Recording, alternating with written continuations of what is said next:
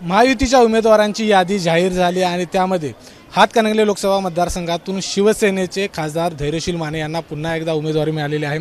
अनेक प्रश्न उपस्थित केले जात होते, तुम्हाला मिळणार की नाही, अखेर उमेदवारी मिळालेली आहे। काय पहिली प्रतिक्रिया? अशक्य ही शक्य करतील स्वामी। आपण स्वामींच्या दारामध्ये इथं आहोत आणि ज्या गोष्टी अशक्य वाटत होत्या, मी ग्रामपंचायत सदस्याचा लोकसभेचा सदस्य झालो। ज्यावेळी जनभावना एखाद्या गोष्टीच्या बाबतीत जोडली जाते आणि आपली भावना पवित्र असेल, आपली काम करण्याची इच्छा स्पष्ट असेल, तर परमेश्वर त्याला साथ देतो। याचं एक उदाहरण मला अनुभवायला परत एकदा मिळालं। मी मागं जी 5 वर्ष सेवा केली ती कदाचित प्रभूचरणी मान्य झाली, जनतेच्या चरणी मान्य झाली आणि म्हणूनच परत एकदा माझं नशीब आजमावण्याची संधी परमेश्वराच्या आशीर्वादाने मिळते। एकनाथजी शिंदे साहेबांनी शिवसेनेचं पवित्र धनुष्यबाण परत एकदा माझ्या हाती या ठिकाणी दिलेलं आहे आणि सर्वसामान्य माणसाची हातकणंगले लोकसभा मतदारसंघातल्या सेवा करण्याचं हे व्रत पुढे घेऊन जाण्याची संधी या निमित्तानं मिळते। आपल्याला उमेदवारी मिळू नये म्हणून अनेकांनी देव पाण्यात ठेवले होते, त्यांना काय उत्तर असणार? देवाने उत्तर दिलंय, त्याच्यामुळे मला निश्चितपणे खात्री आहे की जी भावना पवित्र असेल, मी मगाशी ज्याचा उल्लेख केला की आपण स्पष्ट भावनेनं चांगल्या अंतकरणानं एखादं काम केलं तर परमेश्वर चरणी ते मान्य होतं।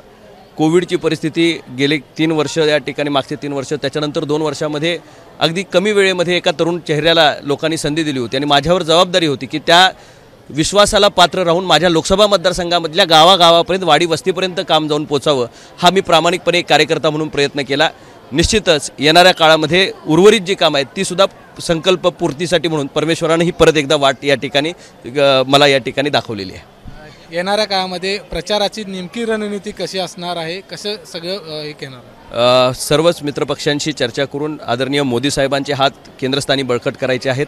संपूर्ण राज्यामध्ये आणि देशामध्ये मोदी साहेबांच्या विचाराचं एक वेगळं वादळ या ठिकाणी उभं आहे आणि त्याला साथ देताना सामान्य माणसाच्या आशा, अपेक्षा आणि आकांक्षा या मतदारसंघातल्या पूर्ण झाल्या पाहिजेत। याच्यासाठी सर्व जे आमचे घटक पक्ष आहेत त्यांच्या या ठिकाणी भेटी आता उद्यापासून मी चालू करेन। सगळ्यांना भेटून त्यांना विश्वासात घेऊन एक टीम वर्कनं या ठिकाणी ह्या मतदारसंघामध्ये कामाची सुरुवात होईल। माने साहेबांच्यापासून असणाऱ्या आमच्या कार्यकर्त्यांचं मोहोळ आणि त्याचबरोबर माझ्याबरोबर असणारी नवीन तरुणाई, या सगळ्यांना बरोबर घेऊन एक नवीन माझ्या स्वप्नातला कोल्हापूर जिल्ह्यातला हा हातकणंगले लोकसभा मतदारसंघ सांगली आणि कोल्हापूर जिल्ह्याला एक नवीन वाटेवर घेऊन जाण्यासाठी, विकासात्मक आणि रचनात्मक कामामध्ये पुढे घेऊन जाण्यासाठी ही संधी जी मिळाली त्याचं सोनं करण्यासाठी मी निश्चितपणे या सगळ्यांना साथ घालेन आणि त्यांना बरोबर घेऊन येणाऱ्या काळामध्ये ही वाटचाल या ठिकाणी करेन। आपल्या समोरचा उमेदवार हा पारंपरिक आपला राजकीय शत्रू आहे, राहुल शेट्टी आपल्या समोर असणार आहे, त्यांचं आव्हान किती वाटतं? मी राजकीय शत्रू कुणालाच मानत नाही। स्पर्धा असते आणि ती तात्या वेळपुरती असते आणि स्पर्धा ही निकोप असली पाहिजे, पॉझिटिव्ह असली पाहिजे। एखाद्याचं चांगलं काम झालं असेल तर त्याच्यापेक्षा चांगलं काम करण्याची संधी या ठिकाणी मिळाली पाहिजे। निश्चितच मागच्या 10 वर्षामध्ये त्यांनी केलेलं काम आणि मागच्या 2 वर्षामध्ये प्रतिकूल परिस्थितीमध्ये मी उभं केलेलं काम, याचा प्रोग्रेस रिपोर्ट सर्वसामान्य माणसाच्या डोळ्यासमोर आहे। त्यामुळं मी लोकांच्यापर्यंत माझं काम घेऊन जातो आहे। माझी पद्धत आजपर्यंत आपण जाणता, मी कधी कुणावर टीका करत नाही, कुणावरही वाईट प्रयोग करत नाही आणि कुणाच्या तर निगेटिव्हिटीवर मी मतं मागत नाही। रादर मी जे पॉझिटिव्ह काम केलं याच्याकडे मी या ठिकाणी लक्ष लोकांचं वेधतो आणि त्याच्यातनं मी मत मागतो।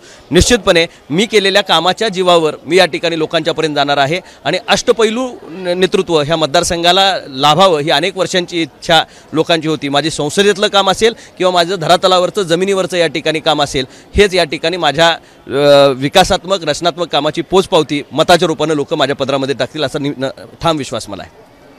तर आपण बघितले की गेल्या 2 वर्षामध्ये जे काम केलं आणि त्याची पोचपावती या लोकसभा मतदारसंघातील मतदार माझ्या पारड्यात टाकतील असा पद्धतीचा विश्वास धैर्यशील माने यांनी व्यक्त केला। कॅमेरामन निलेश शेवाळेसह विजय केसरकर, एबीपी माझा, कोल्हापूर।